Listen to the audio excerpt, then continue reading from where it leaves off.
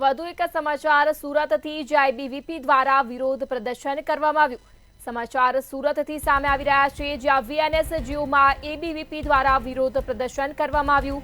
યુનિવર્સિટીના હોસ્ટેલમાંથી 300 જેટલા વિદ્યાર્થીને બહાર કઢાયા। રિનોવેશન કરવાના હોવાથી વિદ્યાર્થીઓને બહાર કાઢવામાં આવ્યા। વિદ્યાર્થી અને વિદ્યાર્થીનીઓને બહાર કાઢવામાં આવ્યા।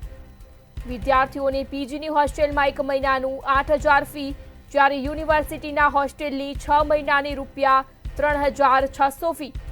વિદ્યાર્થી પરિષદ દ્વારા યુનિવર્સિટીના વીસીને રજૂઆત કરાઈ। એબીવીપી દ્વારા વીસીને અલ્ટિમેટમ પણ આપવામાં આવ્યું। આ સાથે જો નિરાકરણ નહીં આવે તો ઉગ્ર આંદોલન કરશે તેવી ચીમકી ઉચ્ચારી। આપણી વીર નર્મદ દક્ષિણ ગુજરાત યુનિવર્સિટીમાં બોયઝ અને ગર્લ્સ હોસ્ટેલ જે આવેલી છે, જે માનનીય આદરણીય સરકારશ્રીની ગ્રાન્ટમાંથી એ રિપેરિંગનું કામ ચાલી રહ્યું છે। એ સંદર્ભમાં અખિલ ભારતીય વિદ્યાર્થી પરિષદ દ્વારા એ વિદ્યાર્થીઓને પ્રવેશ માટેનું તેઓનું આજનું આવેદનપત્ર હતું। એ સંદર્ભમાં જે હોસ્ટેલ બિલ્ડિંગમાં કામ નથી ચાલી રહ્યું, એ પ્રકારે બોયઝની અંદર 128 વિદ્યાર્થીઓ અને ગર્લ્સની અંદર 50 વિદ્યાર્થીનીઓને હાલમાં એમને પ્રવેશ ફાળવવાનો નિર્ણય લીધો છે। બાકીની જેમ જેમ રિપેર થતી જશે તેમ તેમ તેઓને પ્રવેશ ફાળવવાનો નિર્ણય લેવામાં આવશે। અને આજે બોયઝ જે છે સેમિસ્ટર 3ના એના કોઈ જ વિદ્યાર્થી હવે સુરત ખાતે એબીવીપી દ્વારા ઉગ્ર વિરોધ દર્શાવવામાં આવી રહ્યો છે। સુરત વીર નર્મદ દક્ષિણ ગુજરાત યુનિવર્સિટીના કુલપતિના કેબિનની બહાર જ આ વિરોધ દર્શાવવામાં આવી રહ્યો છે। ત્યારે એબીવીપીના જે સભ્ય છે એ પણ અહીંયા છે, વિદ્યાર્થીઓ છે એ પણ અહીંયા છે। આપણે એ લોકોથી વાત કરીને જાણે એમનું શું કહેવું છે। સર, શેનો વિરોધ દર્શાવવામાં આવી રહ્યો છે, શું કાર્યક્રમ છે, શાના માટે આટલું ઉગ્ર આંદોલન શરૂ થયું છે? નમસ્તે, શુભમ સિંહ, અખિલ ભારતીય વિદ્યાર્થી પરિષદ યુનિવર્સિટી અધ્યક્ષની જવાબદારી। આજે આપણી યુનિવર્સિટી ટ્રાઇબલ યુનિવર્સિટી છે અને બધાને ખ્યાલ છે કે આપણા સાઉથ ગુજરાતમાં સૌથી મોટી યુનિવર્સિટી આ છે અને વિદ્યાર્થીઓના સપના થાય છે કે અમે જ્યારે મારું ગ્રેજ્યુએશન કંઈ નાના કોલેજમાંથી કમ્પ્લીટ કરીને અને મોટા યુનિવર્સિટીમાં પડવા માટે જઈએ, તો ત્યારે આ યુનિવર્સિટી પ્રશાસન દ્વારા જે હોસ્ટેલ યુનિવર્સિટીના હતા તે બંધ કરી દેવામાં આવ્યા રિનોવેશનના નામે, અને બધા વિદ્યાર્થીઓના હોસ્ટેલમાંથી બહાર કાઢી દેવામાં આવેલા। જ્યારે વિદ્યાર્થીઓ આપણી યુનિવર્સિટી ટ્રાઇબલ યુનિવર્સિટી છે, વિદ્યાર્થીઓ 6 મહિનાના 3600 ભરીને ફીસ રહેતા હતા અને અત્યારે વિદ્યાર્થીઓના 1 મહિનાના 8000 9000 પીજીના ભરીને રહેવા પર યુનિવર્સિટી મજબૂર કરી દીધા।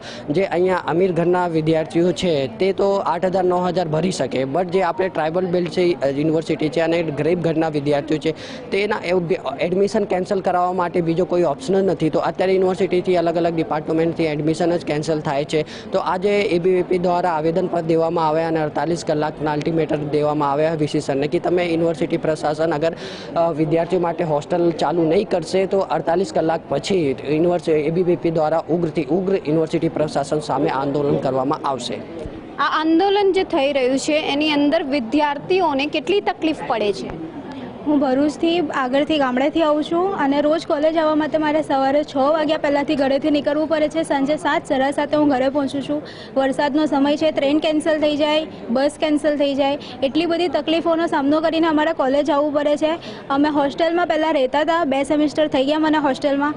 પહેલેથી અમને આવી ખબર નહોતી ને તો અમે યુનિવર્સિટીમાં એડમિશન જ ના લીધું। અને પીજીમાં રહેવાની વાત રહી તો પીજીમાં અમે અફોર્ડ કરી નથી શકતા કે અમે મહિનાના 8000 અને એના પછી બી ખાવાનું પ્લસ અમારે અલગથી એટલા પેમેન્ટ કરીને અમે પીજીમાં જઈને રહીએ, એટલે અમારે અપડાઉન કરવો પડે છે અને જે આટલો બધો તકલીફમાં કરવો પડે છે। પહેલે કેટલા હતા પીજીમાં અને અત્યારે કેટલા થઈ ગયા છે? પીજીના પહેલાંના ભાડાનું મને આઈડિયા નથી, બટ હમણાં 8000 9000 જેવું ભાડું ચાલે છે પીજીમાં અહીંયા વેસુમાં। તો કેટલી તકલીફ? અમે હોસ્ટેલમાં 3000માં 1 સેમિસ્ટર રહેતા હતા અને પીજીમાં 8000માં અમારે 1 મંથ રહેવાનું અને પ્લસ ખાવાના અલગથી। તો અમે એટલું બધું તો અફોર્ડ નથી કરી શકતા। અમે તો 3000ના હિસાબે એડમિશન લીધું હતું યુનિવર્સિટીમાં। હવે 1 વર્ષ અમારું પૂરું થઈ ગયું ત્યાર પછી અમને આવું કહેવામાં આવે તો અમે ક્યાંથી લાવીએ?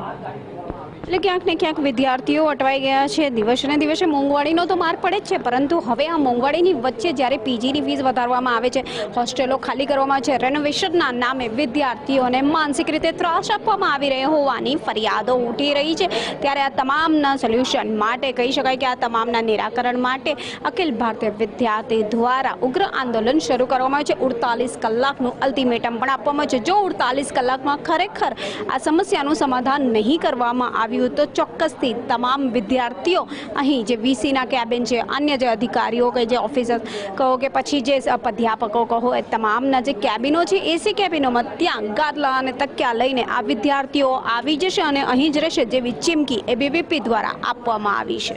કેમેરામેન શોએબ શેખની સાથે રાબિયા સાલિમ, મંતવ્ય ન્યૂઝ, સુરત.